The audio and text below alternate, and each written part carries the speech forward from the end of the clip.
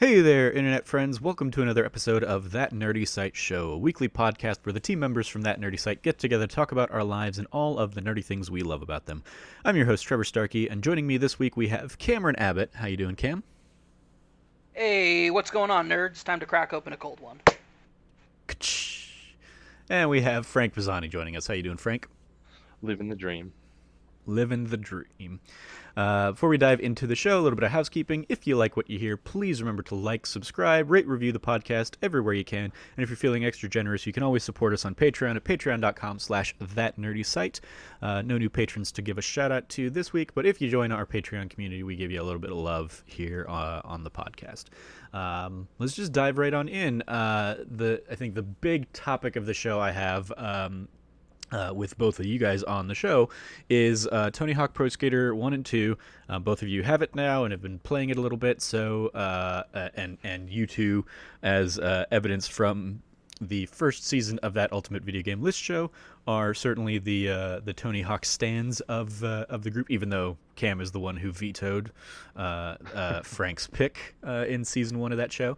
I stand by that veto. That veto got Castlevania for the Yep. PS1 there, so Yeah, it yeah. is what it is. I stand by that. And I don't have any doubt. I don't have any regrets. Yeah, and Tony Hawk Pro Skater 2 still ended up on the list as a Dreamcast pick for that one. But yeah, kind of give me I'll just kind of sit back and let you guys kind of share your thoughts on Tony Hawk Pro Skater and how the this remaster feels. Frank, let me throw it to you first. Yeah, I mean, so far it definitely feels great. Like, I definitely love it. I'm only most of the way through Pro Skater 1 right now, but I'm definitely having a great time. The soundtrack is amazing. I turned it on and immediately the first song was from Lagwagon, and I was like, this is great. And I honestly just let it sit on the pause menu for like the entire song, and then like a couple other songs went by because even I didn't even know this, but they added Fiddler to the soundtrack, and they're like one of my favorite bands. So that was definitely awesome. So that was just kind of fun. And then like it was even fun just going through and doing the Create Skater again. And I honestly spent way too much time in the menus and just doing all this before I ever even started and like dove in. But once I finally got in, it definitely feels great. I'm really rusty. I don't have like I still have some of the skills, and I was able to do like half of the challenges in warehouse in like the first run, but I wanted to do more, and so it took me a couple extra runs to get everything in the entire warehouse done. But I feel like I was getting there a little bit after like a couple hours that I played, so hopefully I can kind of get back in the groove. I kind of want to go for the platinum, but we were talking beforehand. We looked it up, and it's gonna take like 90 hours, and I don't know if I have that in me. Yeah, it's a lot of time to put into the game. It sounds like, especially because you're saying like as the person that never played Tony Hawk myself, it's something that I've got my eye on, and I might check out later in the year here. But you were saying that it's basically just like a lot of like quick 2 minute, like you hop into a map, you do some challenges, and try and get whatever challenges you need to progress to the next map or unlock the next thing. So it's a lot of like great for replayability and stuff, but it's not like, hey, this is going to be a prolonged, like you're going to sit in, you're going to just you know skate around this track for 5 minutes doing whatever you can. Yeah, because that's definitely like what it turned into later on. And if they end up remaking some of those games, which I do kind of hope they do, that would be really awesome too. But like these are like at its heart just that old school 90s like 2 minute run arcade style games that like you do just like don't even get anymore, which I hadn't thought about in like a really long time. But I think it's definitely still awesome, and like there's still a lot of secrets to find, and that's always like one of the best like kind of fun parts is just trying to like find all the hidden secrets and the best skate spots and everything. And I'm glad that there's like trophies tied to all that stuff now, which is like super awesome. Yeah, like the original version of this game with all the unlocks and stuff, like those would have been the trophies of the time effectively, like getting the hidden Spider-Man characters or whatever. Yeah, yeah, exactly. Because like there's so many things you could unlock. Because like if you beat the games like with each skater, you got like their skater video that was like edited of them skating into like music and stuff. And then there was like the secret characters because in all the games, which was great because you had like Spider-Man and Shrek and Darth Maul and like Wolverine. and it was like really awesome. And so I'm a little bit sad you almost like don't have a lot of that stuff anymore. But I guess I can kind of see why they just kind of cut a lot of that out. Yeah. How about you, Cam? How you enjoying it so far? Yeah, no, I love it. It's short, like long story short, uh, great game has been remade into a great game. Uh, it's awesome. Controls are tight. Rarely does like any sort of like weird fumbling or anything like that get involved with it. Tricks are. It's funny because it's been such a long time since I played any Tony Hawk game that I was like, man, these like high scores and six scores are so hard to get to. Like, I don't even know how I could like conceivably get up to like 100,000 points. Like, that's insane. And then I like over time I came through and I was like, wait, yes, I do know how. I do remember how. Like, this is the process. And it's like relearning the game has just been so much fun. And then to like to get to the point where I could like finish Tony Hawk Pro Skater 1, to then get over to Tony Hawk Pro Skater 2 and like from the get-go just like knowing everything I know already and just like nailing it and just like killing it as far as like levels go. It's just been phenomenal. The game is just so good. It's so good. These are two of like the most classic, just most classic games when it comes to the genre that it basically pioneered and created. Well, I don't know if it's fair to say pioneered and created. It certainly pioneered a new wave of these games, whether it's rollerblading, scooter, like razor scootering, or the BMX one that they did was actually like really really good. I played a lot of that. So I mean, I definitely remember getting into the SSX games, Hell yeah. which I imagine largely spawned out of like this and just the like extreme sports, era of the late '90s, early 2000s. yeah, it's as far as that goes, it's definitely like a phenomenal part and like foundational part with the genre. But it's just been a great time to go through this game, listening to the new music, getting a bunch of that old music. The first track when you first like start up the game for me was Superman by Goldfinger, and it's Nice. just like yes, I'm like this is, and I was like cool. And I just loaded up into the first level just to try to get my bearings. Started off just with Tony, just like just to kind of like get my bearings, see how I play. And so just like hearing like dropping in as Tony Hawk for the first time in a decade and a half, maybe like 15 years, 15, 18 years, just dropping into the warehouse to Superman and just like relearning the game, relearning how balancing works, how to like, directional board method works, and just making sure that I'm playing the game correctly and just relearning this game. It immediately took me back to, I mean, Tony Hawk Pro Skater 1 came out in 2000, 2001. No, it was like the late So, 90s. like, or maybe it was 1999, I'm not sure. Let me look this up real quick, actually, because I need to. Yeah, I'm checking. So 1999, which Yeah. means so we're probably talking October 1999. I'm about to turn 10 years old, and I go to Blockbuster, and my friend tells me, if you're going to be renting a game, you need to pick up Tony Hawk Pro Skater.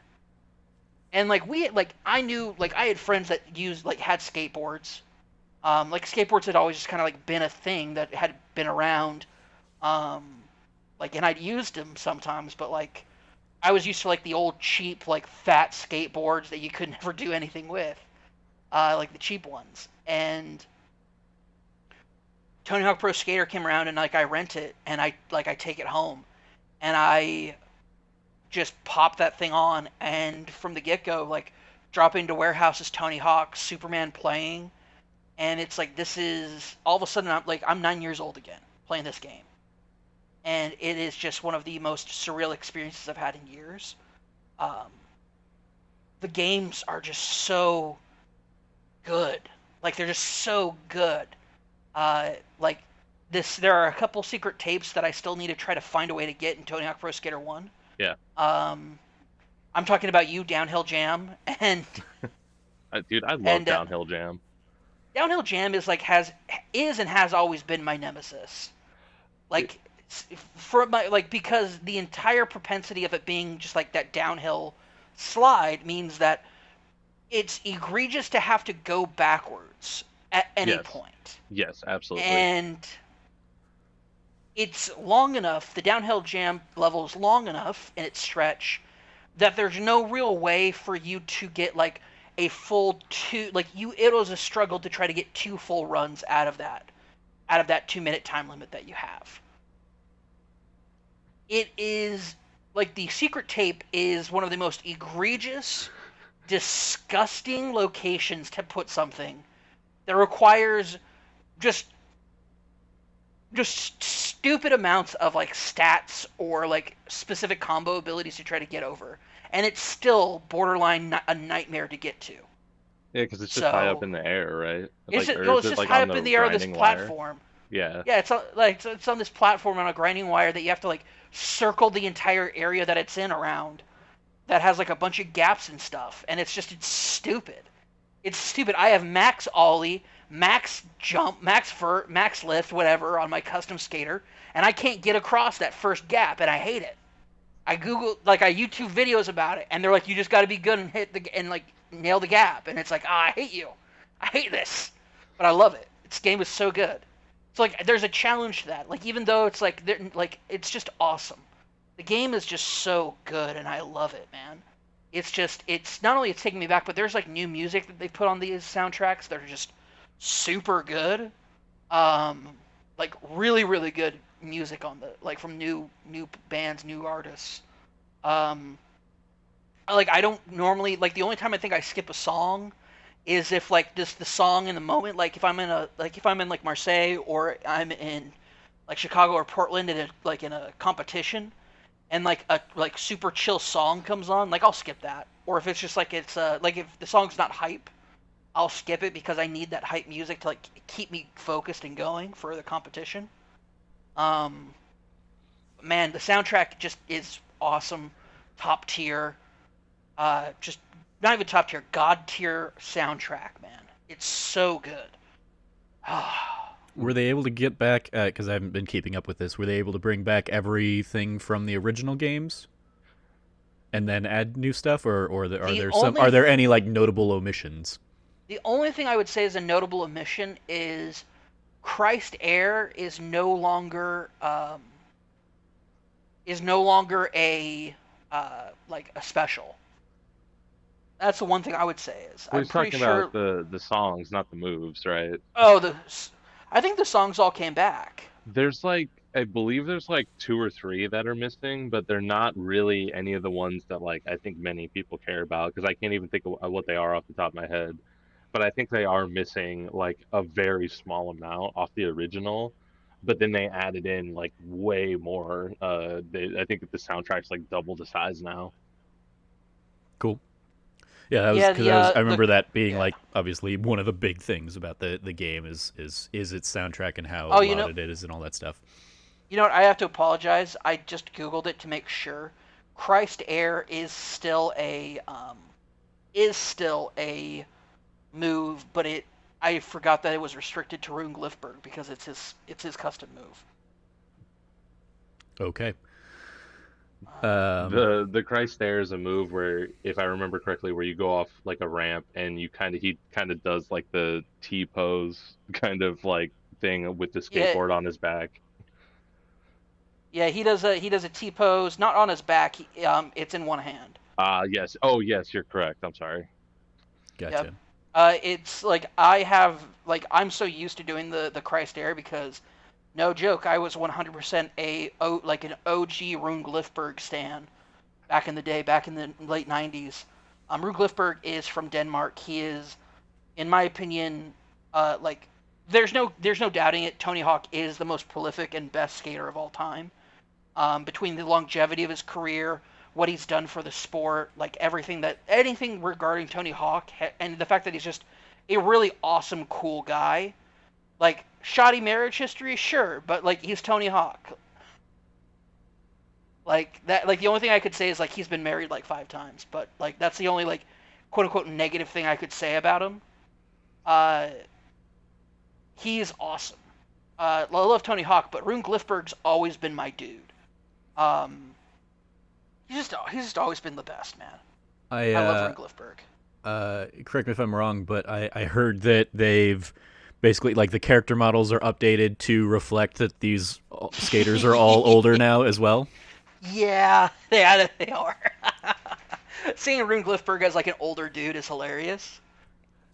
It seems like a fun little nod to the passage of time, I guess. Some of the levels are It's also always been like a really young looking dude.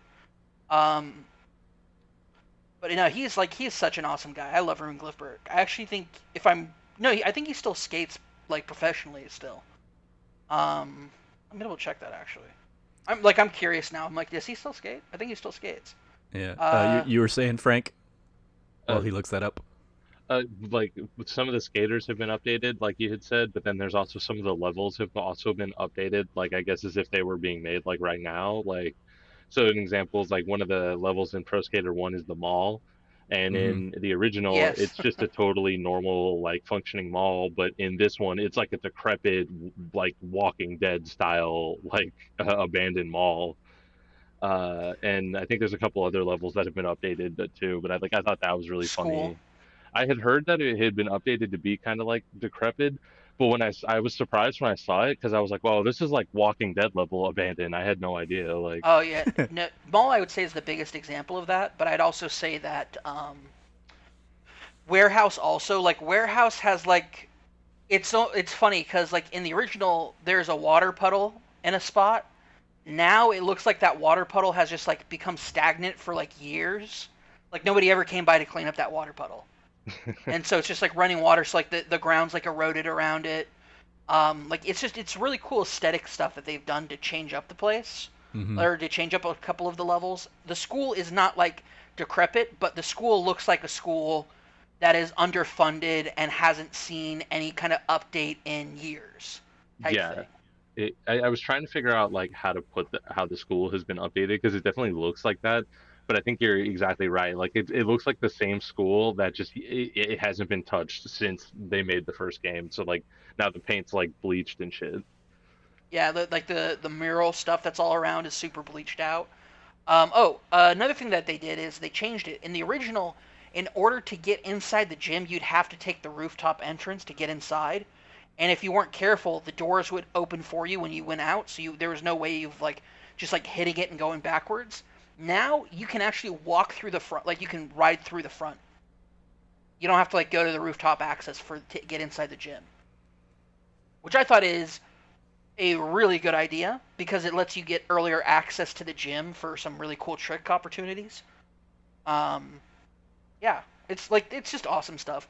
Uh, some stuff has been updated as far as like aesthetic wise, like they don't have the same sponsors. Like skating sponsors have changed over the last 20 years. Hmm. Um, and so like the sponsors around this time are like Monster Energy Drink. They are Of course. like I mean Red Bull is like there's Yep. Red Bull stuff all over the place like because like they're representing real I mean, like real if Monster sponsors. sponsored Death Stranding, I'm sure I'm sure Monster has no problem sponsoring Tony Hawk too. And Well, Red Bull it's loves getting in on these too, because Red Bull was a huge sponsor in the last trials, where they were even one of the people that would like give you challenges in the missions, and it was totally like, oh, I'm from Red Bull, like we're gonna sponsor you to do this specifically. Yeah, I mean they had a whole gaming side of their like they had like Red Bull Gaming that you could like write for and publish for. I think Michael Martin did some stuff with Red Bull Gaming for a little while there. I know that I think they transitioned away from doing like journalistic stuff Yeah, yeah. to they still That's Red Bull. why he didn't do it Yeah, for very long, but he did yeah, for a brief time.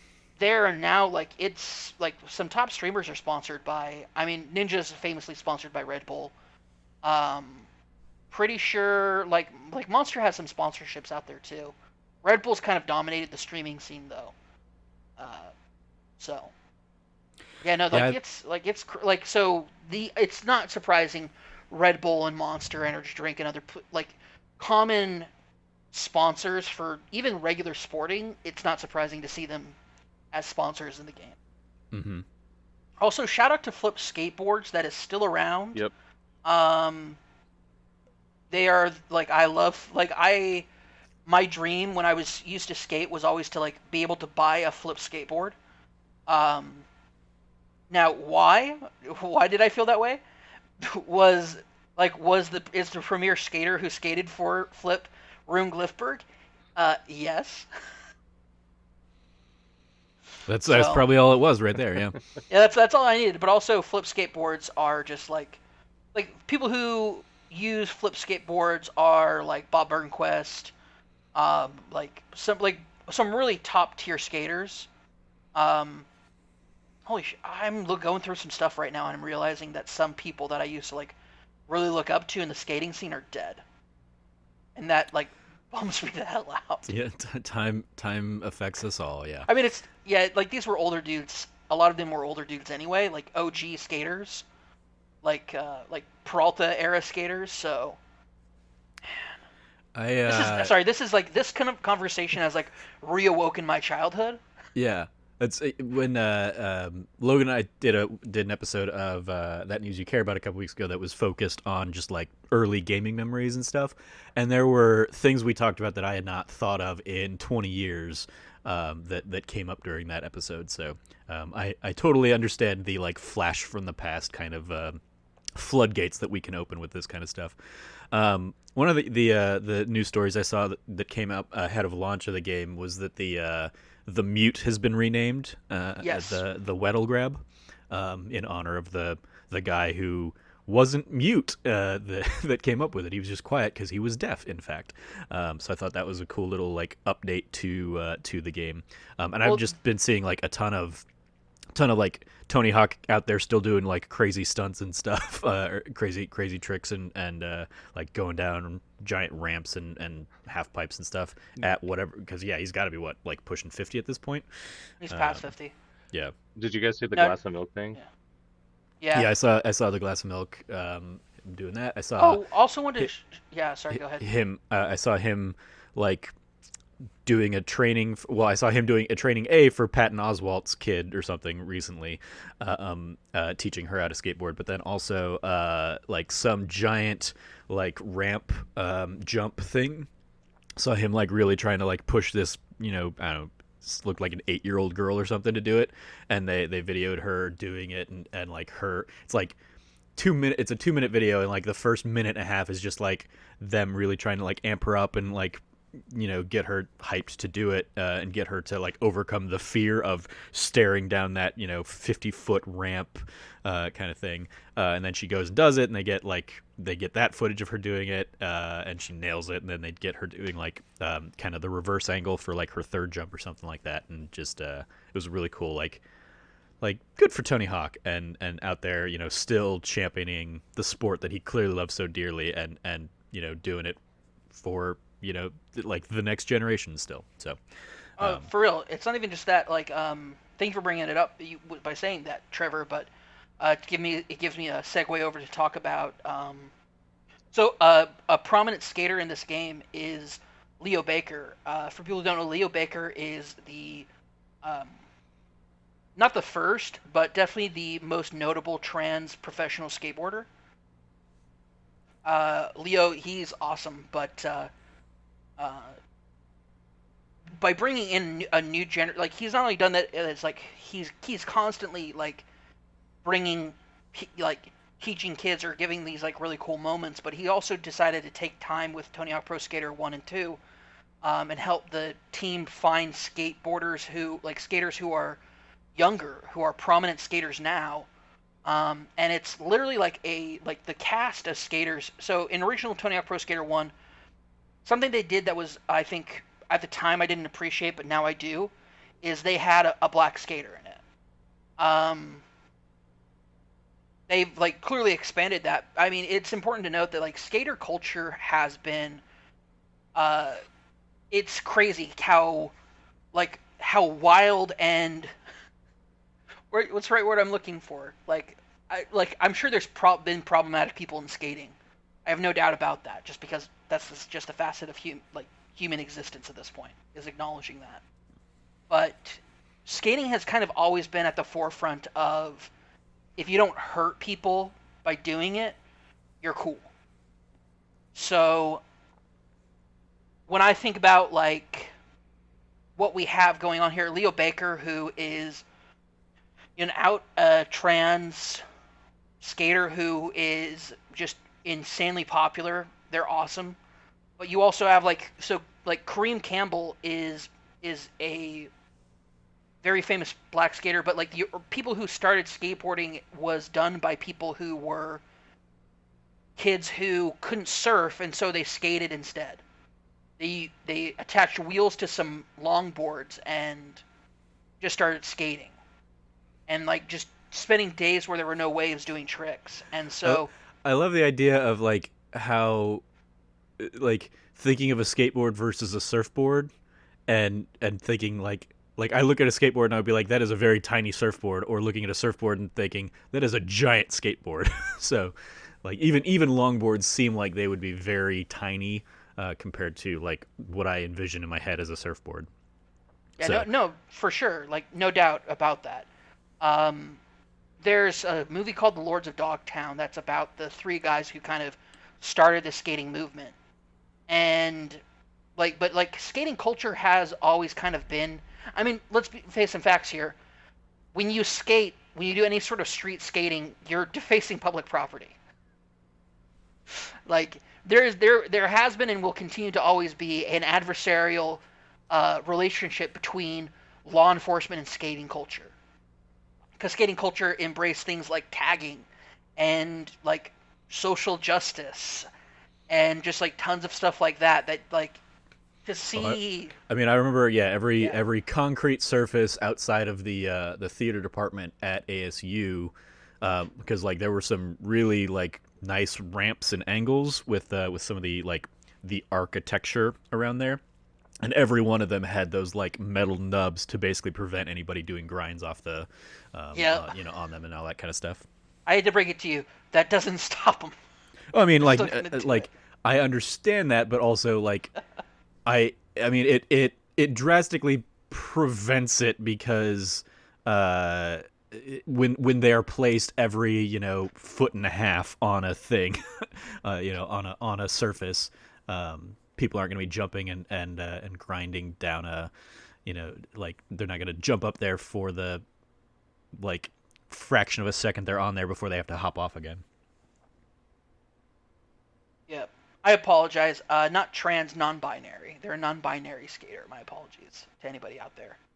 Thank you, Um, thank you for that. Because I googled them and saw that, and I was like, I don't know, like, nope. I'm There not there is a there is versed a enough to trust, that Google is popping up with the right thing there. So I was, no. I think I heard somebody say trans, but they are for sure non-binary. Um, Either way, Leo Baker's a kick-ass skater and is absolutely awesome to play as. But there's also like the diversity in this cast alone for this game is the most it's ever been, but it's also has some of like the widest array of like skaters and origins. Um, there's a skater, a gal from Japan, Tokyo, who is a character in the game. You have, and it's cool too because I remember uh, like when news was that like they were going to be putting out a new game. Like I heard that news from like Tim on Kind of Funny and or Kind of Funny Games, and then I saw like a video of her like just being absolutely kick ass, and I quote tweeted it out, and I was like, "Yo, Tony Hawk, put her in your game, dude." And like I don't think I was the one that did that because this clearly had been in the works for a while, but like yeah, she's in it. I'm not gonna sit here and pretend to take credit for that. I'm not. right. No, she's awesome. Like every single character in this game's awesome, and it's great to see the old guard aged appropriately to like where they're at now. Younger skaters too. Riley Hawk's in the game. Yeah, and he got Riley, old, dude. dude. Well, it's like he quote unquote he got old. He's like my age. I mean, but I just mean I'm like, guessing Riley is the child of Tony. Yeah, he's the oldest son of Tony Hawk, and he is 100% his dad's successor. But where like Tony Hawk's always had like outside of like after like 1990, 1992, Tony Hawk had short hair from then to for like till the end of time, I would suppose. And like Tony doesn't have like any notable like tattoos or like he's always like interestingly enough like kept this super clean cut image, not clean cut image but like clean cut look for himself. Uh, and Riley is just like wild man beard, long hair, tattoos all over the place, like full on sleeve, like absolute wild man looking dude. And it's like it's so funny because like I remember watching videos of like when Riley nailed his first 900. The 900, of course, being the move that set Tony Hawk kind of apart from all the other skaters. Because it was his like he is the first person to ever complete a 900-degree spin, which is insane. That like you can just see him. He drops into a half pipe, and in like 30 seconds he starts doing 900s back to back, and it's like this is ridiculous. You're a 50-year-old man. Gosh, friggin' love this game, man. Friggin' love Yeah. it. Any? Anyway, I think we've definitely talked enough about it. Well, I was gonna say, any more thoughts from you there, Frank? yeah, just a couple thoughts to wrap up because like I going back to a little bit earlier too, like I was excited to see Flip as well. Like I was definitely a fan of them back in the day, and then if there's even like Baker, which I was definitely still a fan of, and a bunch of the other some of the brands are still there, some of them are definitely I guess out of business, and that's probably or yeah I guess that's probably just why they're not even in the game at all. But it is cool to see some of those back, and I definitely enjoyed going through the Creative Skater and getting to pick out kind of all the little different components again. Like that's something you definitely just like miss, I guess, because it's just it's all those like real actual uh clothes and things that like in skateboards that exist in real life that like they've licensed that like you get to kind of pick from and have like build out your skater or pick out whoever you like is part of your brand. I was also excited going back to the roster people too. I was excited to see Chad Muska. I haven't thought about him in forever, but I was definitely a fan of him way back in the day. I He's been know retired for like 10 years. that's the thing, right? It's like he just kind of like I just haven't thought about it in forever, but it's because like yeah, he was a skater I believe during like the original Pro Skater, and then up until like through kind of like the mid 2000s, and then I think he just kind of stopped, right? Um, but I Yeah, love him. I think he had like a gnarly injury, or he almost had one, and he stopped because of it. I definitely believe it. But I just definitely I know you're definitely understand this too, but I definitely was a fan of him because of Thug One. Like one of the really Oh, early missions was like you have to stop his Escalade when he's like leaving town, and you have to do a bunch of tricks to impress him, and then he gives you his super cool blue and white skateboard. yeah. And I was like, hell yeah, this guy rules. Well, I am glad you guys are both enjoying it. Certainly keep us up to date on or updated on kind of your progress through the game, and you know, I look forward to seeing whoever can get the highest scores out of you two. Probably Frank. I'm not very good at the game. I just like it a lot. That's fair. Then giving you guys a break from talking for a little bit, I'll dive into just kind of an update on my Avengers thoughts. Talked about this at length last week. Having I'd beaten the main campaign, the Reassemble campaign last week. This week I have since beaten pretty much all of the other like post game campaign stuff. Wrapped that up a night or two ago. My Captain America is like just shy of the max level at this point, the max power level. Like I have all the gear I need for the max power level. I just need like the upgrade materials to get it to the 150 threshold.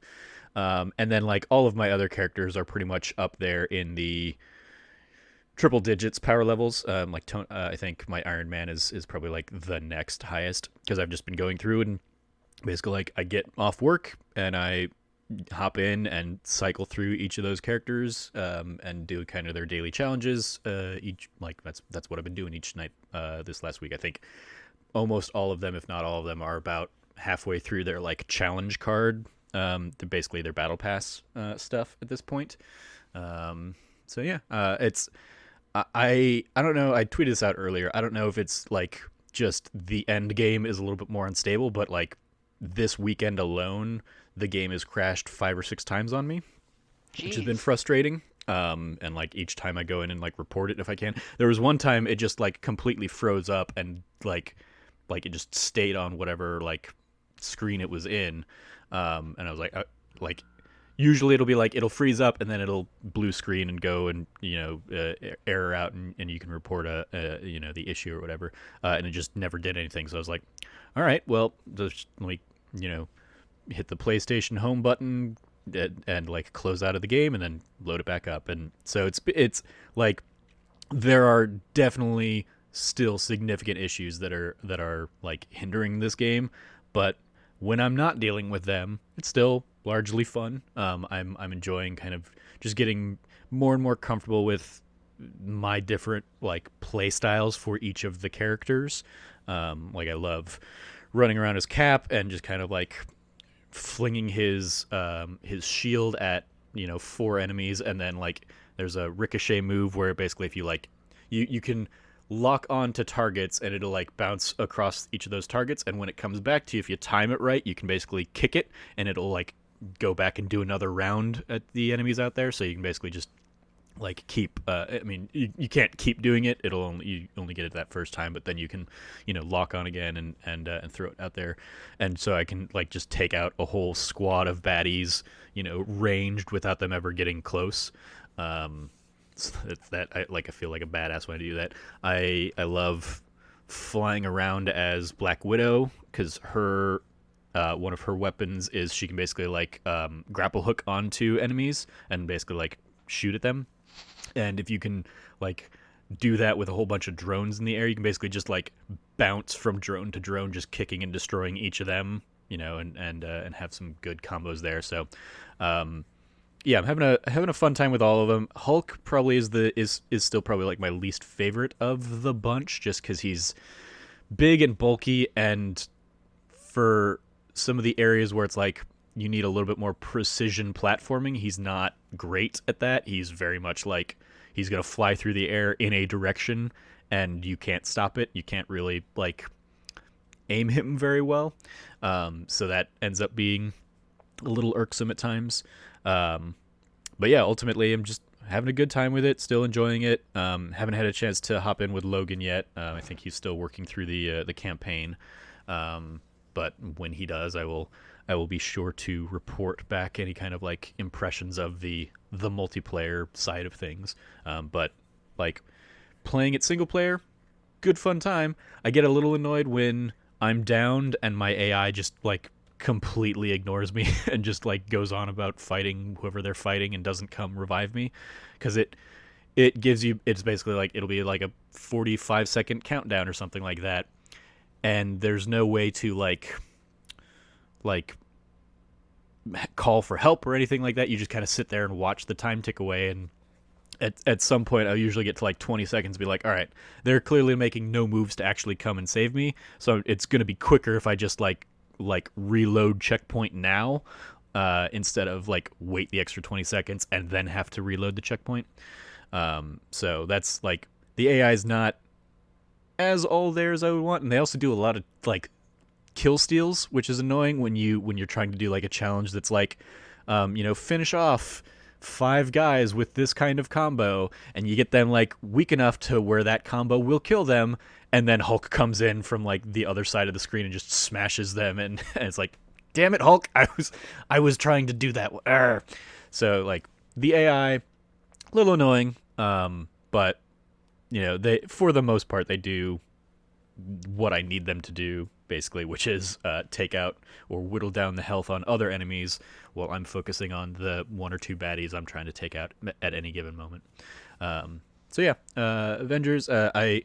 I hadn't really paid too much attention to what the like post launch plans were. Like I remember them announcing Kate Bishop, but I didn't know like when that was, like when they're planning on dropping all that stuff. And so I went back and like rewatched the war table for like, hey, here's kind of our next steps kind of thing. And they didn't give any like hard dates to any of that stuff, but um, it is the game that I pretty much like plan on just kind of like continuing to enjoy through September, and even probably a good chunk of October until the next big. I mean, the next big one I'm really interested in at this point. Next big game I'm really interested in or care about is going to be Cyberpunk, and I think we still got until like November before that hits. So Yeah. got some time to just kind of like enjoy the kind of daily grind and grinding up each of my other characters here in Marvel's Avengers. So definitely still enjoying it. It is very much like repetitive at this point, but it has been a great like.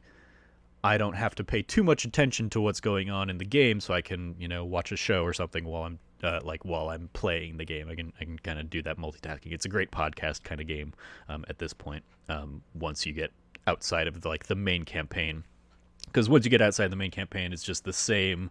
You're hearing the same Jarvis lines over and over again, kind of introducing the scenario that you're going into, and whichever character you're playing as might have like a couple new quips or something like that. I still get some interesting new like team dynamics in elevators that I haven't gotten before.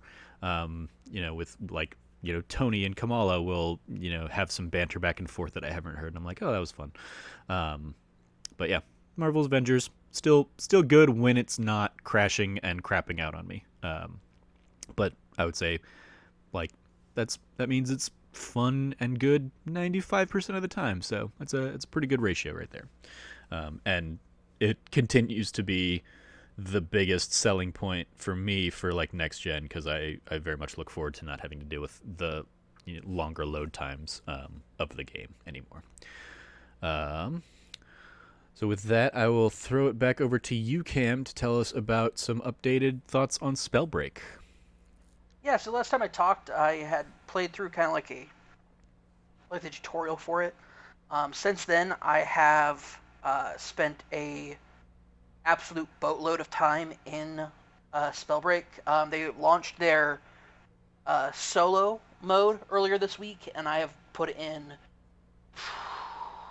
I don't even know how many games. Maybe 40 or 50 games. Actually, probably more than that now I think about it. Yeah, probably more than that. I've been playing it a lot. It's a lot of fun. It's free to play.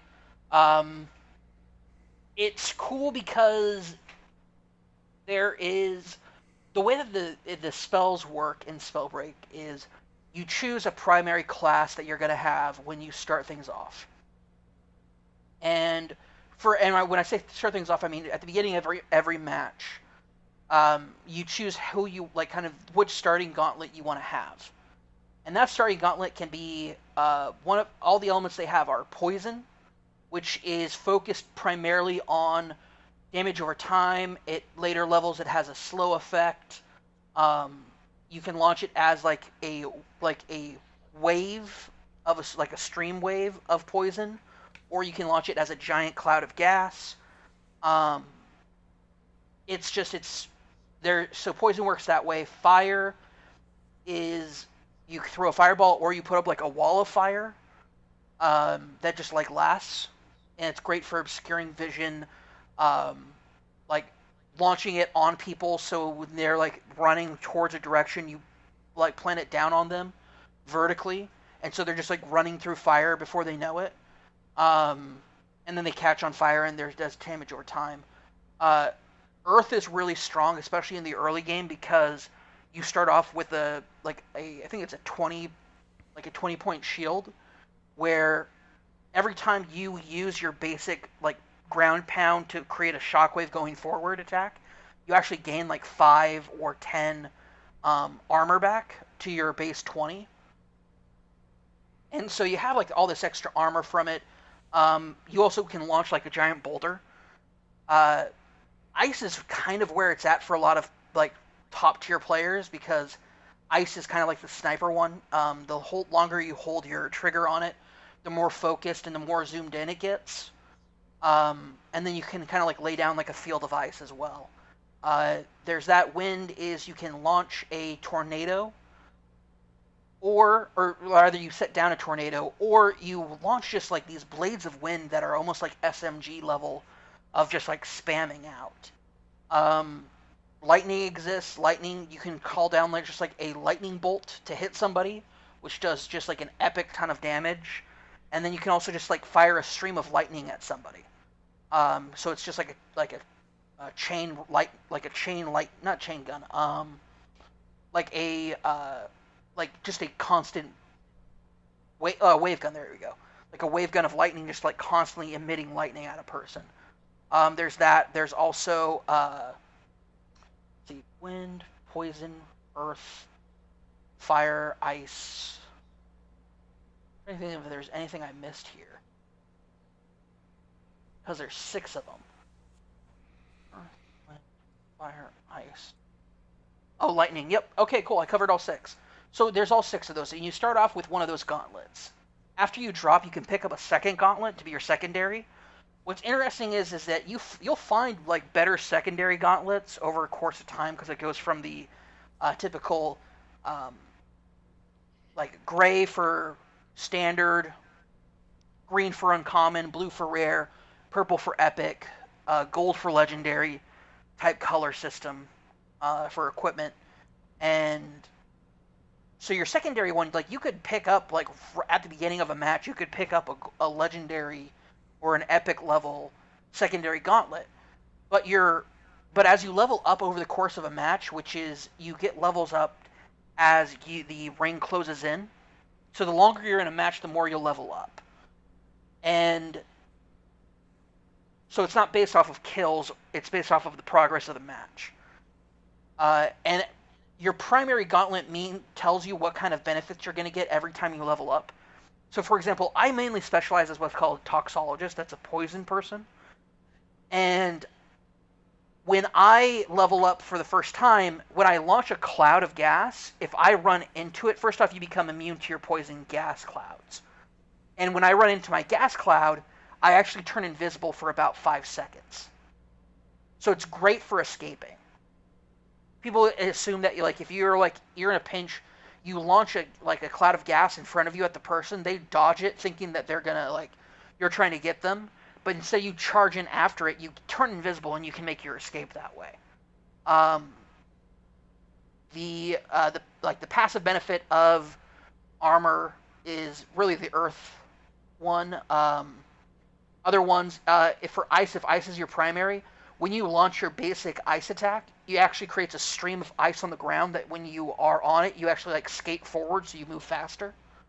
There's all sorts of really cool stuff. It's really a cool game. Everything that you do though, whether it's your flight and magic to traverse or it's your actual gauntlet abilities, you have what's called a mana bar. And mana bars increase depending on what kind of amulet you pick up when you raid chests and stuff. So the base one's pretty small, so you want to pick up a amulet as soon as possible because it actually expands it out. So you can stay in the air longer, you can use more of your abilities, but if you run out, there's a period of time where you have to wait for the mana bar to go back out to its max. So you can deplete your mana, and if you deplete your mana in the middle of a fight, you're basically, you're in a rough spot. You can get out of there, but it's rough. Anyway, I've won a couple of games solo, I've won a couple of games team-wise. Game's awesome. It's free to play. I highly recommend it if you're into Battle Royale games or if you're into Battle Royale games and you're looking for something that's not Warzone, you're looking for something that is a bit more on the funner side of Battle Royale games. This one is definitely scratching that itch for me. It's different, it's significantly different enough from other games out there, but at the same time, it's easy to pick up, it's easy to learn, and I highly recommend it. Anyway, that's your review of Spellbreak, basically. I keep seeing people refer to it as basically the Avatar, you're basically playing as a bender, Obviously, Yeah. it has an element of like poison or something that kind of jumps outside of that, but it just keeps making me think like how fun ideas like that could be if they had like the licensed property or something like that. If Nickelodeon really got behind behind trying to make an Avatar type battle royale kind of game or something. No, Um, it just took an enormous amount of a fan campaign and a developer willing to do it to just remaster one of the best-selling Nickelodeon games of all time that was considered actually one of the only good ones, and that's Battle for Bikini Bottom. sure, That was sure. like that There was you like a go. that was like a 10-year long campaign to get that game remastered. So Yep. Let me throw it back over to you, Frank, because you've also been playing some Borderlands 3. So how's your time with Borderlands 3 going? They just It's been announced going that they're going to be coming to next gen, so with free upgrades to anybody who has it on current gen. I'm excited about that too, because I'll probably still be playing it. I mean, I'll probably stop from like this run of playing through by then, but I'm sure even going into next gen, I'm glad that kind of my copy will carry over because I'm sure I'll probably go back and do DLC and just probably even maybe rerun through the game at some point. Um, I've definitely been enjoying it on sort of my playthrough right now. I'm playing as Mose, the gunner, and I feel like I have a really strong, powerful like Iron Bear build going. I have the demolition tree, so I just like every time I get in the mech, I just put out a ton of power and just kind of destroy everything, even whatever bosses that I run across. Um, I'm finally just beat the campaign yesterday, I think it was, and Yep. sorry, computer freaked out for a second. Oh. Um, I finally just beat the campaign yesterday, and so I'm definitely was happy about that. I'm going for the platinum, but I might have to take a break and probably spend some more time with Tony Hawk and just kind of take a break before I kind of fully dive in and finish that because there's still a long way to go. I have to get all the named locations, do all the side missions. There's like some other open world activities they've added now, which is actually pretty nice. Like so, I have some hunting animals and people to do. And Hmm. so there's still, there's still a good list of stuff to do. I'm still not done with my time, kind of hopping planets in Borderlands 3. But I'm definitely enjoying it. I'm having a lot more fun right now than I did kind of when I initially checked it out. But I was just a little bit burned out at that point. Um, Yeah. Also, yeah, the gun's fantastic. Like I keep just getting new, fun, and awesome legendary weapons because like the legendary spawn rate's like way higher than it used to be. I'm just drowning in legendaries now. Oh yeah, that's especially because you can like, I mean, there's a whole ecosystem at the be like early on in that game where like just going and spawning or farming legendary weapons against some of the boss fights. There's like one there was one in particular one I don't remember the name of it or anything, but it was like that thing where that enemy where you're on a platform and they will like slam the platform down and like kind of tilt the platform, so you kind of have to like jump up to avoid falling off. um, Wherever that boss is, there's like a fast travel point like right outside that chamber. So it was just like I remember going in and just kind of like loading in, fighting the boss, like quitting out of the game, loading the game back up, going to that spot, going in, fighting the boss, and just like farming some guns for a little bit there. They eventually, I think, went in and basically said, okay, only certain guns are going to spawn from certain bosses, because it was much more randomized and willy nilly kind of at launch. So I think they've tweaked some of that stuff. So it might not be as solid of a strategy anymore, but yeah, that was a fun like just another one of those fun like just grind for better and better gear and stuff. I don't know what the level cap is at this point, but I know they 65, I think. extended it. That yeah, because they kept like adding a few levels each time like the new DLC was coming out, and they're out to the fourth DLC, which I need to hop back into it for the third and fourth little expansions at this point. And it is kind of like maybe I'll hop away from Avengers for that for a little bit here in the next couple weeks, to hop into that. If you ever want, if you ever need like an extra person to come in and help with the target practice trophy, that was one that like was easier if you try and cheese it with like friends in multiplayer. I remember that. And I think like Cam and Logan and I hopped in one night and basically just kind of like took turns loading each other's games to get those trophies out of the way. But yeah, it's a very attainable platinum. It's just time consuming because you basically have to like 100% the game. But certainly something you can absolutely tackle yourself, I'm sure. No, I definitely appreciate the help on that. I might follow up with you there too, because I haven't looked into that trophy yet. But that's like one of the ones I'm just kind of worried about. It just sounds like kind of a pain in the ass. Yeah, it's definitely doable single player, but it's easier. You can basically cheese it if you have multiplayer because it's getting like a perfect score or whatever on the target mini game on the ship. And so it's like, yeah, you can do it if you have like really good shots for those, 12 or 15 targets or whatever you need to hit. But it's way easier if you've got 3 other guns or up to 3 other guns shooting the targets with you. Yeah, definitely. Well, cool. I'm glad you're enjoying it. That was obviously our we like. I mean, Jeez, I that ended up being our.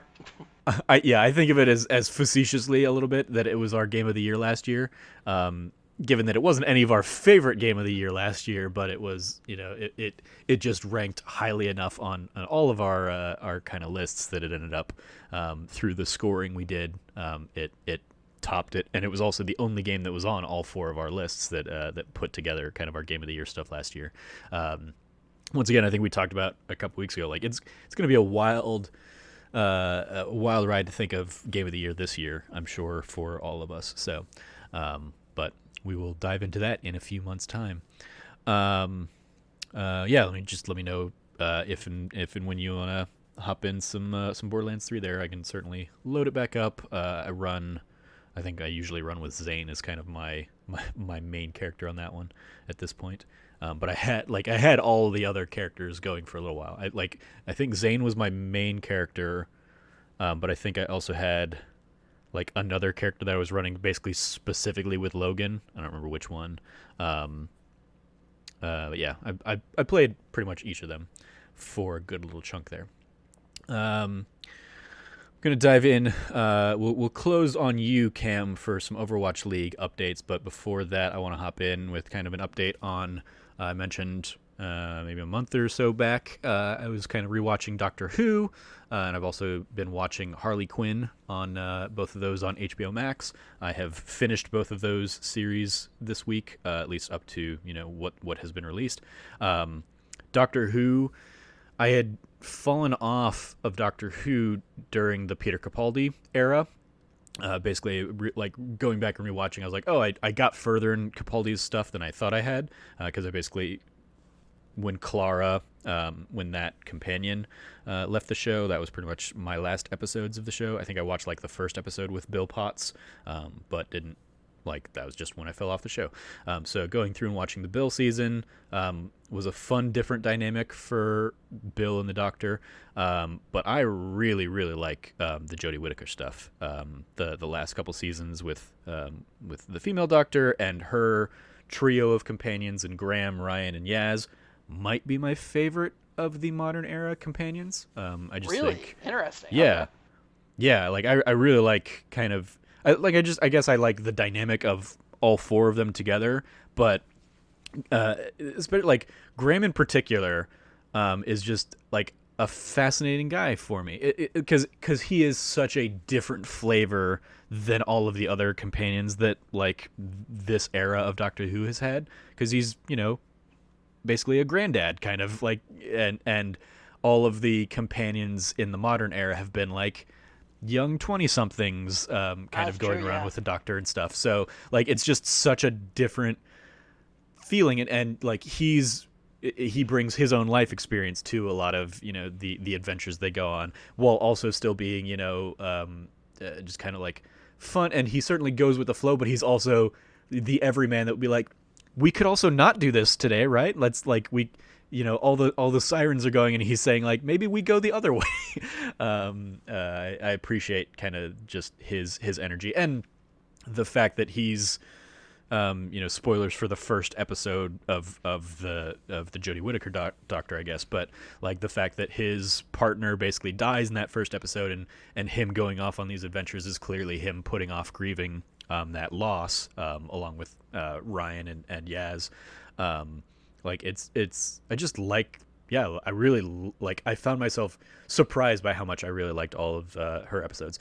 Some of her episodes hit a little too much on the heavy-handed, like, because when I talked about this last time, I talked about like part of the reason I bounced off during some of the Peter Capaldi stuff was I just really hated a couple of those episodes, just because how like transparent the message of the episodes were, and so like in the Jodie Whittaker stuff where you get Chris Noth clearly playing a Trump stand-in kind of character. And they even reference basically that he's going to be running for president in 2020 against Trump as like a business rivalry kind of thing.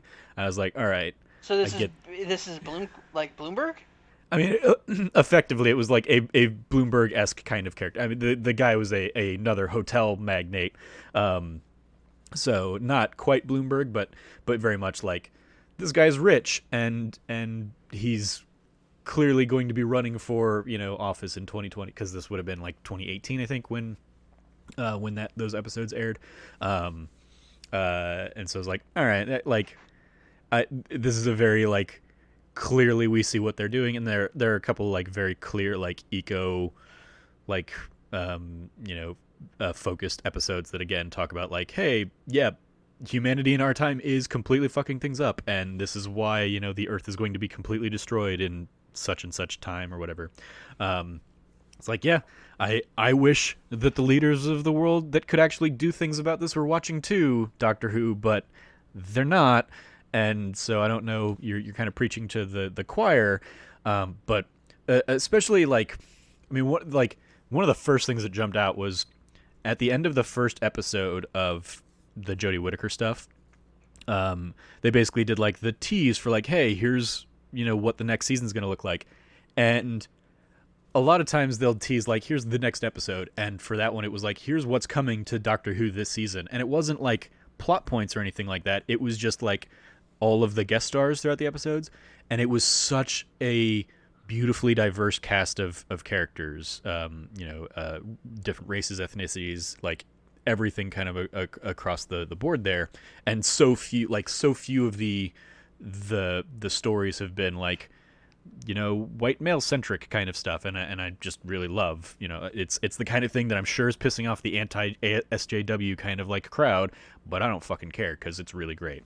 And she's just like, this version of the Doctor is very kind and compassionate and caring, and curious, and it's just a lot of fun. So yeah, I think like I'm still kind of like waiting to see where the rest of their arc plays out, and especially like the end of her last season has some great, wonderful shakeups in like the Doctor Who mythos that I don't want to dive into and spoil or anything, because I'm only realizing like, oh, some of this is like just from earlier this year, because of how their seasons work and everything. But yeah, like I love the new ideas that we're getting in the post Stephen Moffat era. Like I love what Stephen Moffat did, and going back and like rewatching Doctor Who was a lot of fun too, and like some of those earlier seasons.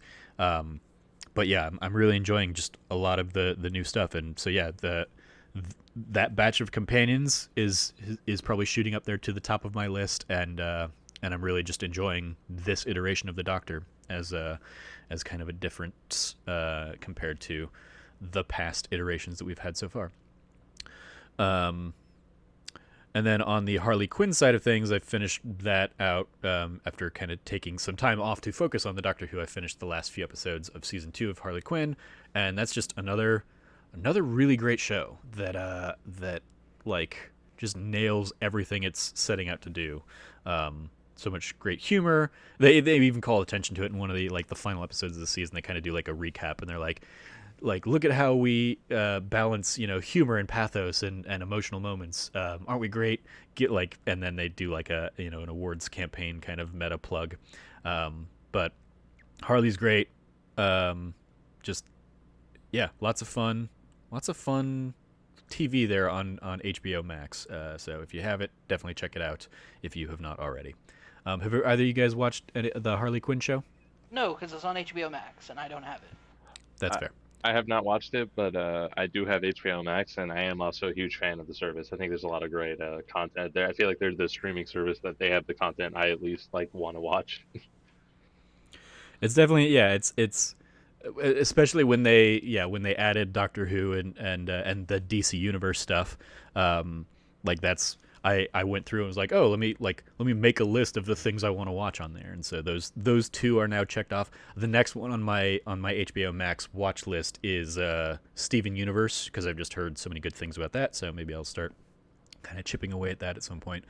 Cam, you've obviously though watched some Doctor Who stuff based on kind of your reactions. Where are you at on Doctor Who?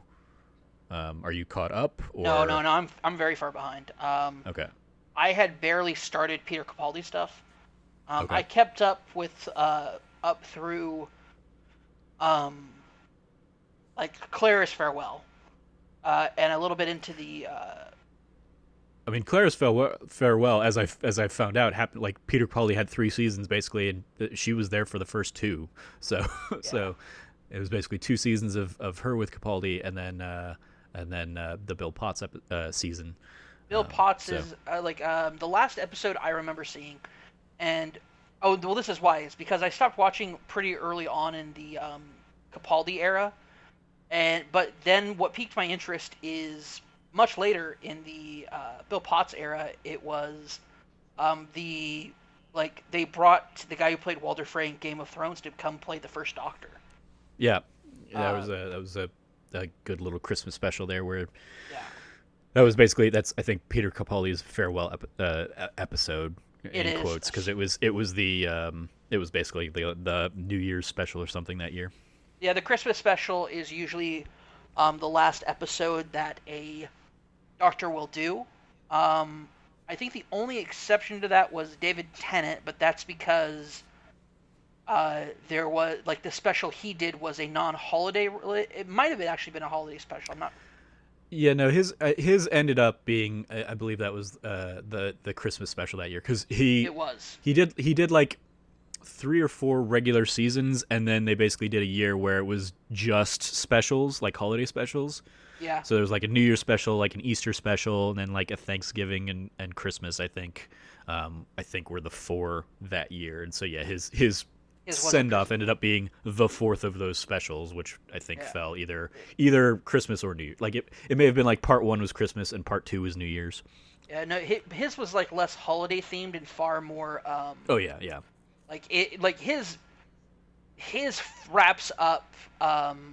I forgot who the showrunner was before Moffat, but it wraps up basically the foundation. Davies, Russ Davies. Yeah, Russ Davies. Russ Davies, who brought back Doctor Who, who really doesn't get enough credit. I think because Moffat was phenomenal and really took the keys that Davies gave him and ran with it and did really amazing, cool mythological level storytelling and story beats and awesome stuff with Matt Smith. Where especially David Tennant's era, was a really wonderful jump right into the weirdness of sci-fi, and really got deep into that, but also got deep into a bunch of other stuff that was it was fun seeing kind of the stretches of of sci-fi and how wonky it could go in some places. And Stephen Moffat, I felt in a way he made the Doctor bigger than the Doctor's ever been, as far as as a figure in the universe, but at the same time made him more grounded than he's ever been. So I understand when people say well, Matt Smith is my favorite Doctor. It's I get that. That's especially if it's your first Doctor, that's an unbelievably great starting point to be hopping into. But as somebody who's a lore nerd, somebody who's deeply into a bunch of lore, I've gone back and I've watched like OG like recordings of like the original Doctor Who like first season and stuff. Like I've seen clips of the first Doctor, and so when Clara kind of like when they introduced Clara as kind of like this time constant, I won't go into detail about that because it's special.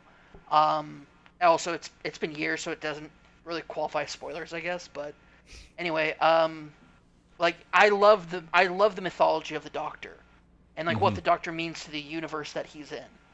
Um, and I love that. I love that. And kind of like because there's like an entire thing where like there's a on a planet, the word for warrior is Doctor, because Yeah. the Doctor inspired that word to be left with them. There's all sorts of stuff that especially happened with Matt Smith that did that. So getting to see Capaldi kind of end his era with this incredible crossover with the first Doctor Who is really well remembered as being kind of like the weirdest and strictest of the Doctors, because he is the non-human affiliating Doctor. Yeah, that they have a lot of references where he just keeps like saying like very misogynist kind of things, and Peter Capaldi keeps saying like, you need to stop talking like that. Yeah. Please stop saying those things. Yep. But like, yeah, yeah. it's very much like a throwback to that time and that era of Doctor Who. Well, because like, and it's also something that I feel like I would really like them to explore, possibly like in the future with Doctor Who, is in the early seasons of Doctor Who, and a lot of the early really amazing stories, if you go back and listen to the radio plays, is the Doctor's granddaughter. And like the ramifications, the Doctor's granddaughter, so she decides to stay back on Earth at a specific time and place while he continues to travel on. That has ramifications that when they revisited it in kind of the quote-unquote expanded universe of Doctor Who and some of the radio plays and stuff like that, like the weight that the Doctor carries around a lot, I felt has always been greatly impacted by the history of like, and why he's so tied to humanity. One of the reasons he's so tied to humanity is because like that's where like eventually his granddaughter decided to like live. Like people don't know this. The Doctor doesn't have just a granddaughter. He has a great great grandson. Or a great grandson. He has like there's a lineage to the Doctor, and also like the Doctor's older brother. The Doctor's mother, who made like there was a weird kind of nod to the Doctor's mother in the one of the specials that David Tennant was in, where he confronts where he basically has to confront the Time Lords as they're trying to like do their thing. It's such a cool thing. I would definitely love to hear your thoughts if you were able to get caught up on the show, because they definitely dive into not necessarily some of the. I mean, they definitely get into a lot of the, especially in the closing episodes of this latest season, some kind of earth-shattering Gallifreyan like shakeups, related to the Doctor and the Doctor's like relations with the Time Lords and stuff that I think you would either like enrage you or fascinate you. When it comes to Doctor Who for me is, I learned a long time ago to like let Doctor Who do its thing. And if they decide they want to introduce something new, they can introduce something new. I thought it was stupid that they made Matt Smith have to quote unquote be the 13th Doctor, because of the stupid hand thing that happened with David Tennant. Yeah, like even that gets some I guess not like pseudo retconning in the closing kind of moments of the season. So, but yeah, like they gave the Doctor the numerology of everything. They do a good job of playing with that even in the Capaldi era, and it's because it sounds like you maybe skipped around and probably missed some of it because you say you bounced off, but you came back for basically his send off.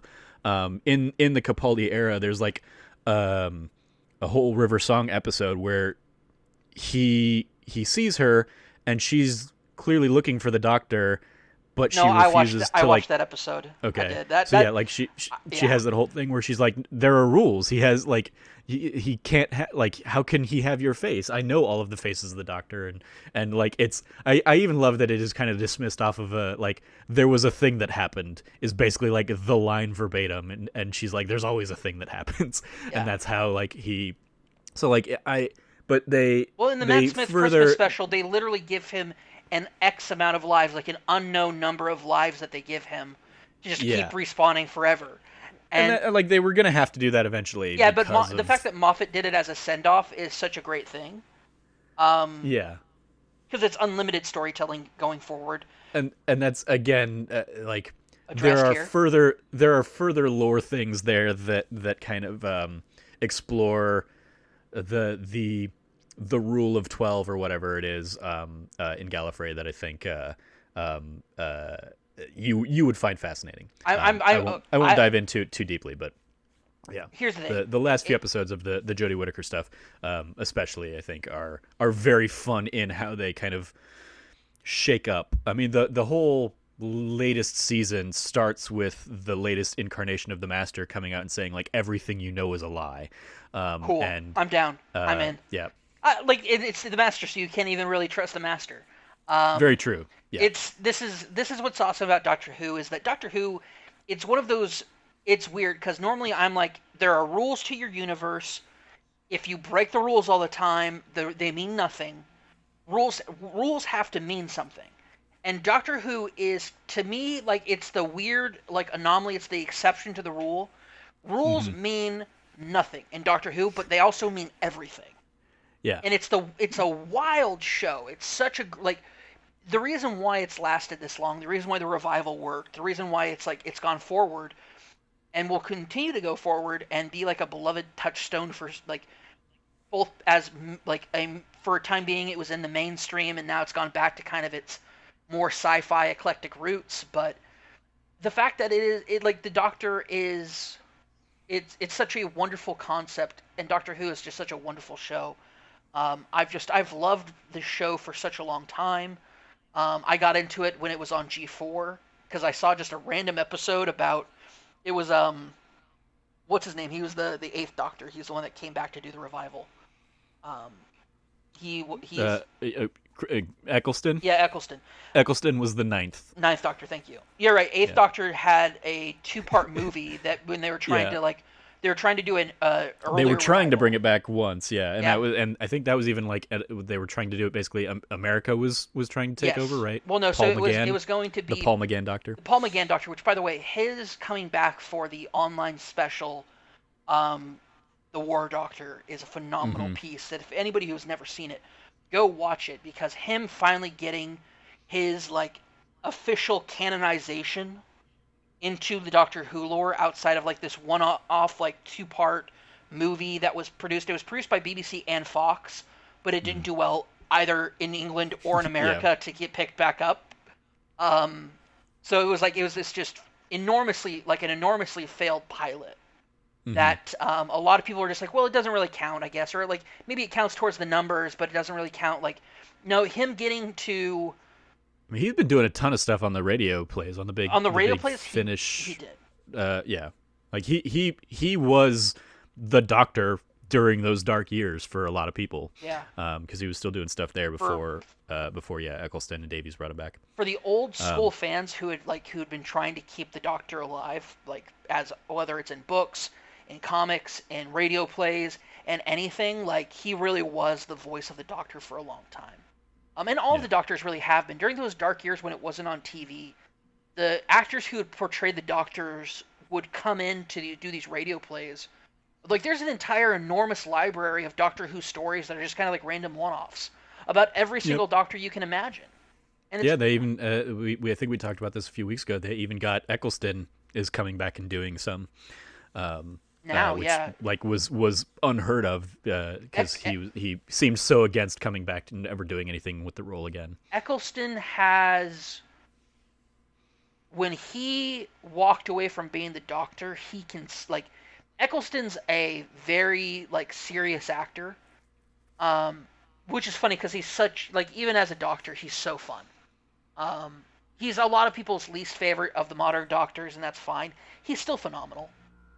He's the cool leather jacket, like buzzed hair down, like roaming around, like bumming his way through the universe Doctor. He's awesome in my opinion.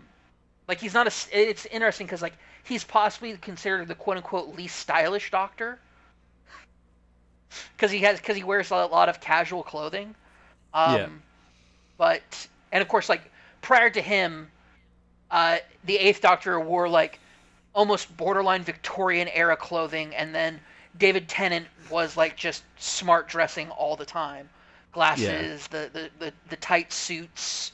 Well, the look of the Doctor has become like an iconic thing over there. Of course, you have like the scarf of the Fourth Doctor, the question mark thing of the Seventh, and the celery of the Fifth, and yeah, just like they all have like their own little weird quirks. So, guy in black leather jacket was like, okay, sure. I guess that's a 2005 Doctor for you. Yeah. Yeah. It was cool. They did a really awesome one. The first episode I ever saw was the funeral for Planet Earth, where it's that was the second episode when they of them bringing the show back. Yeah, it's an awesome episode for people who haven't seen it because they skipped that Doctor.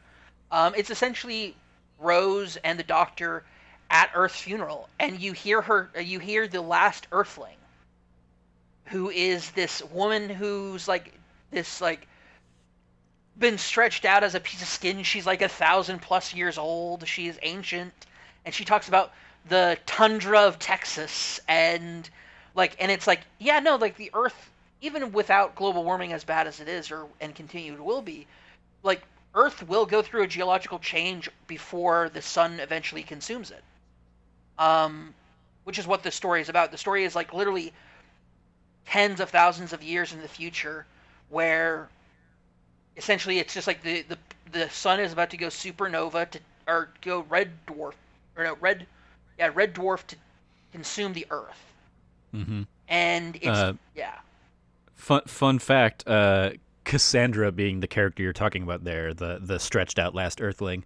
The actress that voices her also is Madame Hooch from Harry Potter. Get out of town. Yeah, that's awesome. Awesome. Yeah. BBC's great. Yeah, lots of great stuff. Some last little things I just want to share that are again reasons why I think like the Jodie Whittaker Doctor is like just shooting up the rankings in like my favorites are a few of the standout episodes. Focus on like the third episode of the series of her era, I think. Is them going back and to Rosa Parks, and basically living through that event and having to deal with like racism, especially when one of your companions is a young black man. Like he gets slapped by a white guy right out the gate, and it's like Jeez. They are confronting this as a thing. They also have an episode basically centered around the partition between India and Pakistan, which was kind of a fascinating, because I get like one of the other companions there, Yaz, is of kind of that heritage, and they end up actually going back to like her family and visiting like her grandmother or something at that time, and they also have an episode in I think this last season centered around Nikola Tesla, and so that was a fun and fascinating kind of like it was very much kind of a companion piece in my mind to the Van Gogh episode. Not quite to that extent where like they talk Tesla about how weird he was troubled as a and all dude? that kind of stuff. But yeah, I mean they dive into it, and they it's very much like built around the rivalry between Tesla and Edison, and kind of their dynamic and stuff. But it was a good episode. So those are a few of the standouts from the Jodie Whittaker stuff, that like again like just specifically the Rosa Parks and the partition kind of episodes, and really like I love how they're confronting some of the less examined or less glorious, less glamorous moments of history. They also have to, there are episodes that very much are touching on the idea that the Doctor is now a woman, and there are times where the Doctor showing up is not being listened to because she's a woman. Like they go back to what like James the First, and she's thought to be a witch, and so they try and drown her and stuff. It's like, Jeez. yep, that's some.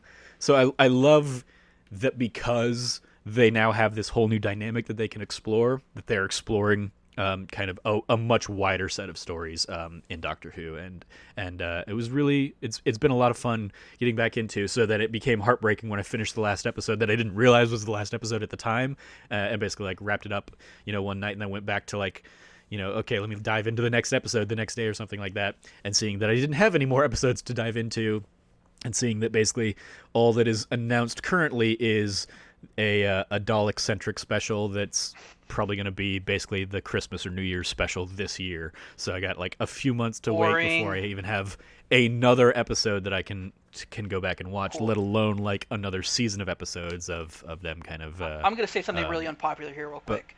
The Daleks are boring. Yeah, I mean... They're overdone at this point. They're boring. I think any of the kind of mainstays that you get, it becomes harder and harder to find interesting ways to tell some of those stories. So yeah, like some of the Daleks, like there was I think an interesting Dalek story in this, like examining like a Dalek that had come to Earth, like a Dalek scout that had come to Earth in like the 6th century or something, and 3 warring factions banded together to fight and kill the Dalek, and then like split him and bury him in like separate parts of the world, and obviously that goes awry, and so the Dalek ends up coming back, and they have to they do some interesting things in that episode with a specific Dalek. But yeah, like the Daleks and the Cybermen and kind of a lot of the mainstay baddies, I kind of look at them like, yeah, I feel like you're just hitting on so many of the same story beats at this point. I don't necessarily know the value of bringing them back. Though they do have a good episode where like involving Cybermen, a Cyberman and Mary Shelley, and so and they don't beat you over the head with the idea that like a Cyberman is the impetus for Frankenstein, but it's clearly like that's actually okay. The visual imagery that's being set up throughout that episode is kind of alluded to, and I think they do an interesting job with that. But yeah, lots of good stuff in Doctor Who, and I'm glad to be back on the Doctor Who train, and I look forward to when we get episodes once again. But let us round out the episode, Cam, with your latest Overwatch League updates. I know it's a rough day for you here, based on the like 2:30, 3 a.m. tweets I was seeing from you last night. It's called pain. It's called pain. You're going through some stuff. So anybody who pays attention to Overwatch League knows that last night, early, or in the morning for those in Korea, the New York Excelsior took on the Seoul Dynasty for the last slot for the grand finals. It was the semifinal for Korea, the last match. Winner gets to go to the grand finals, and loser, their season's over. After a really hard, just absolute dominating performance against the Guangzhou Charge, where they 3-0'd them with one map drawing, and just like kind of like basically after a very brutal campaign to try to get to the grand finals, where there was a lot of dominance and a lot of like really great play. Seoul Dynasty, who has kind of perfected and were the original pioneers of the current meta for the playoffs, we weren't able to crack it. We weren't able to. They kind of scouted out prior to the match. They kind of were able through coaching to kind of be prepared for kind of our go-to tactics. We weren't able to really make things happen. At the end of the day, Seoul was ranked 5th and we were ranked 3rd, but Seoul in this meta is probably number 1 or number 2. It depends on the time of day that you're comparing them to the Shanghai Dragons right now with the current meta. Now, is the meta going to be the same in 2 weeks when the grand finals happens? That has not been confirmed. It's actually pushing likely that it won't be.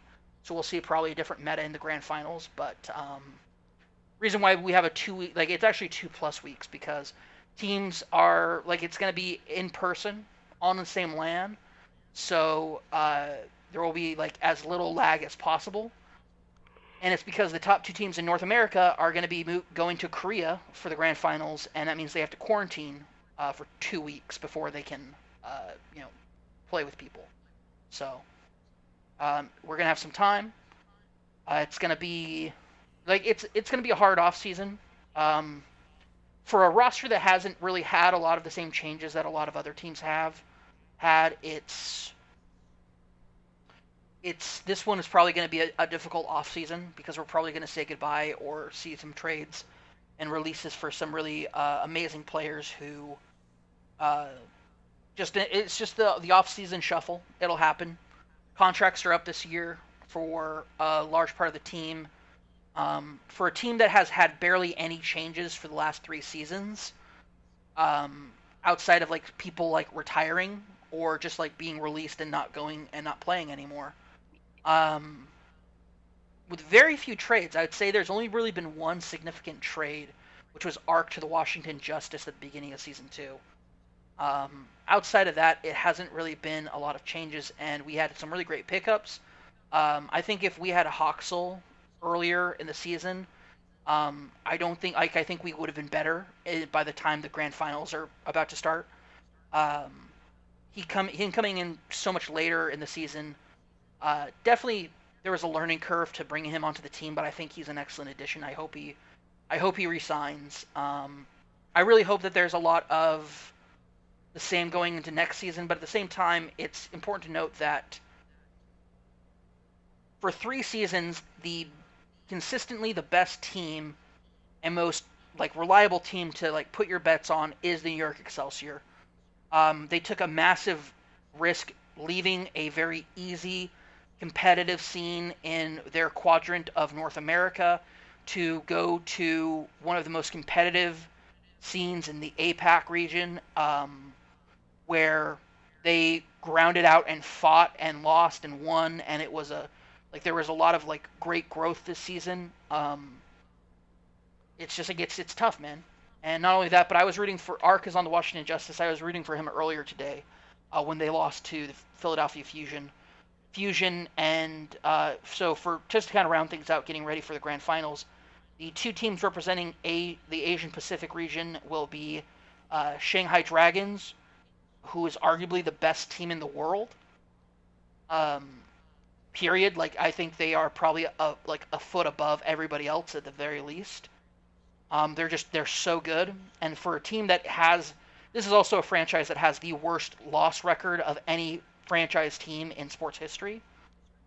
43 straight losses, which is unprecedented in any sport across the board. They are now the most dominant team in the world.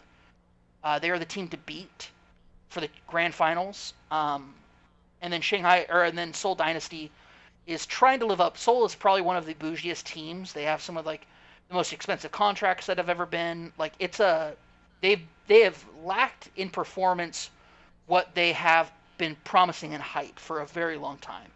So they are kind of coming into their own of like fulfilling long-awaited promises in a meta that really they help forward and fashion.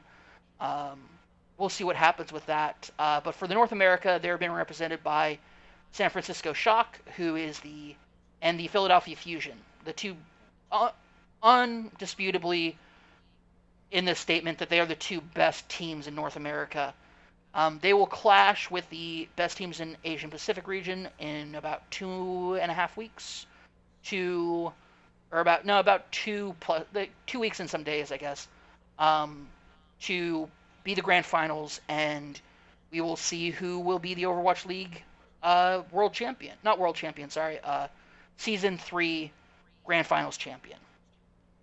It's important to note that because the world champion is actually reserved for the World Cup. That probably won't be happening this year because BlizzCon didn't happen this year.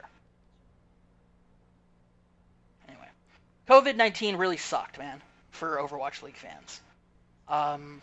It's really sucked. But the teams really put that behind them, and really, every single team this year really, outside of a couple of teams, let me be real. Outside of 2 teams, every single team performed as great as they possibly could. Um, like I believe that there will be a next season because it's pretty much already out there that there will be. Uh, what we see, like what I'm going to see from New York and what other teams will be putting together is going to be up in the air right now. But yeah, it's a hard loss to swallow because it was so, you know, it's like I was watching my favorite people, my favorite team in the world right now, run their heads into the same wall over and over again trying to break through it and not figuring out how to get up and over it. And it was real hard, but New York is still consistently one of the best teams in the world. They're some of the best players. It is, in my opinion, the best organization in Overwatch League. I don't think there's any contest about there's any contest with that when you consider the fact that this is a team that had its players in the epicenter of the pandemic and said, we are not only are we going to move you guys out of New York City, we're going to move you so that you'll be back home with your families. We're going to move, and not only are we just going to let you guys be there without any support, we're going to move the entire organization over there. That means GM, coaches, support staff, everybody that needed to be there for the players moved to Korea. And that includes not just the Korean staff, Korean native staff, but also the foreign staff and the American staff. And they did that. And this is the reality that we're in right now. And it's tough for me to talk about because I'm still really emotional about it. But I don't regret being a New York Excelsior fan, I'll tell you that much. Nothing to be ashamed about it either. Next season we go again. There we go. In the grand scheme of Overwatch, where are we at? Do we have any sense of where Overwatch 2 is in its timeline? Is that going to be out? Or are we going to get another season of base Overwatch before kind of all the Overwatch 2 stuff starts really shaking things up? I'll be honest with you, Trevor, I'm not sure. If you were to ask me, I'd say it's a 60 to 70% chance that we'll still have the same base client next season. But there is a possibility that, because here's the thing, I have not heard any rumors about people playing the Overwatch 2 beta or even alpha yet. I've not heard any rumors about that, which I think would definitely be spreading around like wildfire if people had access to it. It should be noted that the multiplayer will not be changing very much. The client is getting updated. The base game and multiplayer will still, if you own Overwatch 1, they're basically going to replace the multiplayer in Overwatch 1 with the multiplayer for Overwatch 2. The base level of the teams is essentially this layer of the system is going to be the same. Coding and stuff is just going to be different. Graphics are going to be updated. Significant changes will be made, but it's basically, if you own Overwatch 1, it's you're going to be able to play multiplayer with everybody who owns Overwatch 2. You may not have, I don't think you'll have access to all of the Overwatch 2 skins, but you will still be able to play it just fine. They don't want to separate, they don't want it to be well, now I have to buy this new game, and this new game's going to be totally different, a la Destiny 1 to Destiny 2, in my opinion. Mm-hmm. I think Blizzard saw that and said, oh, hey, that's a good way of not doing that.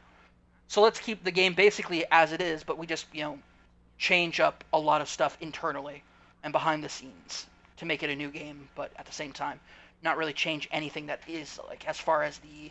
I imagine there will be some, UI updates. There will be some, graphical not just graphics as far as texture quality and stuff, but also,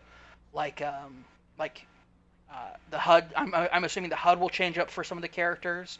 But I do not know, and I do not think that we will see a new hero introduced before Overwatch 2. But I do believe we will likely see Overwatch 1 still be the client that Overwatch League plays off of, probably through the end of Season 4. In fact, Season 4 might just be a great launching point to say, hey, Overwatch 2 is out. There you go. So the grand finals are, you said, in 2 weeks. Do you think we see something teasing Overwatch 2, announced at that? Probably. There's also, after the grand finals, there will be an all-star set of games where it's weird because it's it used to be Atlantic versus Pacific, but now I don't know how the All-Star teams are going to go out now. The voting went out, but they haven't announced the teams yet. So we'll see what happens with that. It's exciting. All-Star is always a very fun time. It's a great time for the players to kind of unwind. I know some players didn't want to be involved because said players have been stuck in their living conditions for months on end. And like Massa is a player who plays for the Atlanta Reign. He specifically asked his fans not to vote for him because he wants to go home to Europe to see his family. Uh, and I know that there are some players who didn't want to do All Star because they want to return to their home country to see family, friends, etc. Maybe just get out of the hellscape that is the United States right now. If they get selected, they can't just be like, you know what, thanks, but no, They, I'm gonna opt out. I'm sure that has. I'm without a doubt. I'm sure that's happened behind the scenes for at least probably one or two players. But that's Hmm. also like, hey, I know my fans love me, but like I don't want to do this. Yeah. There's especially for the Korean players, there's such a feeling of obligation um, to the fans because esports in Korea is just this titanic industry, like this mythic industry of like conduct, expectations, etc. Like players, whenever they lose a match, they always like apologize to the fans, um, which I hate because I don't think they have like, especially when you like New York Excelsior, they did everything they could, they couldn't pull it out in the end. Like they couldn't make it happen in the end. Like I understand that as a sports fan. I don't need you guys apologizing to me. I know you did everything you could. Because if you could have done things better, you would have done them better. And in hindsight, maybe you can say that you could have done things better, but at the time, like you left it all out on the field. I'm not upset with you guys at all. Like you don't have to apologize to me. But they apologize because that's the culture of it, and like I respect that, of course. But like it's always like that first. I'm always having that Western like mindset to like don't apologize. You didn't do anything wrong. Versus like just apologizing because that's like culturally what you're supposed to do. Um, which like you're the New York team. You're supposed to like be more New York about it. Uh, now I like my biggest thing walking into the next season is how many of my favorite players and how many of my favorite guys aren't coming back next year. Um, because the reality is that a lot of these guys, especially some of the older guys, are like have to do like before a certain age have to do their military conscription. Um, Yeah, I hadn't even thought about that. yeah, the mandatory military conscription that you have to do complete before like you have to start it by the time you're 25, I think. I might be wrong on that. It might be 28, but like Sabiolby, who is the captain of the New York Excelsior, he was in the middle of his he was in the middle of his service when during a parachuting exercise something went wrong and he broke his foot on landing, and so he was sent home on leave, medical leave to recover. And while he was at home recovering, Overwatch came out and he started playing and he got picked up and he started doing that and he got a like sports deferment or whatever. But I mean, how long is that going to last? Hmm. And Sabiolby is our captain. The emotional support structure that we have needed every single time we've walked through towards these finals and not made it. Um, the first grand finals took place in New York City, and we weren't there for it, and that sucks. That I think that'll always hang over our franchise's head. That was our grand finals to be in, maybe not win, but definitely be in, and we lost out on being there. And I think that'll always hang over our heads. I think that'll always be something that we have to like, have as part of our history. But for 3 seasons in a row, being one of the best teams in the world, being so consistently good and not being able to make the grand finals is painful. But like, but knowing that next season, Sabiolby, Mano, Libero, Jonak, Onimo, like some of these guys who have like I've been fans of since season one, they might not be coming back, at least not on the same team next year, and that's it's painful just to think about. Um, Frank, are you with me in thinking that Cam just made up a couple of those names just to try and trick us? Yeah, definitely like 100%, right? Yeah. Do you want Like, me to prove it? Do he's you want me to prove that I didn't make it up? No. Do you have their Because I No, can't. no, I'll tell you I'm everything I know about each one of those players. I can, and I No. will. I think we can wrap the show up before you need to really dive into that. But like every time. I mean, and I think this in pretty much any kind of like esports or anytime like we go through like usernames on or gamer tags or anything like that. It's just like, yeah, I feel like you could just throw in a few completely random words in there, and I wouldn't know the difference. So that's as you kind of went through your list of players. I was like, I feel like one or two of those. If you were trying to fuck with me, you could absolutely just fuck with me and throw in like Trevor. I would know, never do that about the New York Excelsior ever. like, yeah, it's like, oh, you got you got Ninja out there, you got Dr. Lupo, you got Celery, you got Tim the Tap Man, and I'd just be like, yeah, no, all those sound like real people. I'm sure there is it's totally not a guy out there called Celery. It's pronounced XQC. Yeah. Sorry. No, that's actually a real streamer. It's celery, and the celery is silent. Anyway,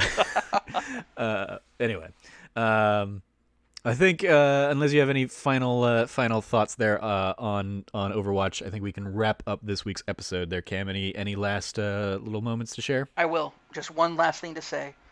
Like, Season 4, 2021, we go again. Let's go. New York, let's go. Like, we got this. There we go. All right. So yeah, that is going to do it for this week's episode. Thank you for joining me, guys. Let's go around the metaphorical table with our plugs. You can follow Frank at Irrelevant Jokes. Anything you want to give a shout out to there, Frank? Not this week. I don't think so. Okay. You can follow Cam at Rev Cabot. Anything you want to give a shout out to there, Cam? Yeah, I want to give a quick shout out to the article that I wrote for the review for Wintermore Tactics Club. Go read it if you like what you're saying, like you're seeing with that. Like, check out the game; it's really, really good. Next, and specifically, it came to console this last week, so you can play it if you're it's out on Xbox and PS4 and Switch now. Yeah, so I'll give a shout out to that, and then also want to give a quick shout out to. Sorry, 1 second. Something came up. I just got a text message. Okay, that's fine. Shout out to Snowbike Mike. Snowbike Mike has been hosting and shoutcasting a lot of the like Fall Guys stuff that's been going on Twitch lately. He has like a big Fall Guys thing coming up pretty soon. Just want to give like a massive shout out to that guy. He's amazing. He's been, hustling for such a long time to get into this scene, and like he's finally getting there. Fall Guys is a fantastic game for him to do so with. Love the guy to death. He's sincerely one of the like kindest, nicest guys you could ever know. So just a massive shout out to him, and also watch the XCast. Kind of funny XCast. Yeah. He's a host on it. It's like they are doing more episodes than just the 6 pilots that they were supposed to be doing. Just keep watching it. Give support to that, both to Kind of Funny for just like trying to do an Xbox show, and also to Snowbike Mike because he's a real one. Yeah. Snowbike Mike is awesome. Mike Howard, much love to that guy. Yeah, and I want the check out pandemic to XCast be as well. over so I can go to Reno to see my sister and visit him. That was a plan that I was going to do later this year. I was going to be like, I'm just going to head out there. It's going to be awesome. And then Corona just decided to say no. Yeah. Through it thwarted a lot of our plans of seeing each other and seeing friends from around the internet. It has been a big old bummer. You follow me at Trevor J. Starkey, and I will echo the shout out for Snowbike Mike because he is delightful, and the Kind of Funny XCast is a great listen, even though I don't really pay too much attention to Xbox. Obviously, it is a exciting time for both Xbox and PlayStation with the upcoming consoles. I also want to give a shout out to our friends over at Kinda NYC and Uppercut who did a PAX Online panel. I was going to say that next. I caught today, ranking the best Pokemon spin-off games. The VOD version will be going up on Kinda NYC's YouTube channel tomorrow, or today as of the day this goes live. So you can go check that out over on their YouTube channel and give them some love. Shout out to those folks at both of those channels. It was a fun little panel to catch. Also, quick shout out to Yusuf Magid for being the host of the Ubisoft Forward, or one of the co-hosts of the Ubisoft Forward that just happened earlier this week. Shout out to him also, as well as Belinda Garcia, Blessing Jr., and Rihanna. They are doing later tonight, so yesterday for you listening to this podcast, they did a who's the biggest name in games that we can get to join our Zoom call for the PAX Online panel. They're awesome. Like, all four of those people are absolute juggernauts of the industry, even though people may not know it just yet. So, shout out to them. I definitely back all that up. Yep. All of it. Frank backs all of that up. You can follow all of us over at That Nerdy Site and check out thatnerdysite.com for all the latest in podcasts and whatnot from us. If you liked what you heard, please, once again, rate, review, like, subscribe, maybe even consider sharing the podcast with your friends and supporting us over on Patreon at patreon.com/thatnerdysite, wherever your patron gets early access to a monthly bonus episode of this That Nerdy Site show. This month's early access episode is me and Jazz Foster sitting down and talking about the unfortunate and untimely passing of Chadwick Boseman and kind of our notable other celebrities that we mourned when their passings occurred, and just kind of that phenomenon. So you can check that out, or you can wait until it goes live to everybody at the end of September. Thank you guys again for joining me. Thank you for listening. As always, stay nerdy and be good to each other.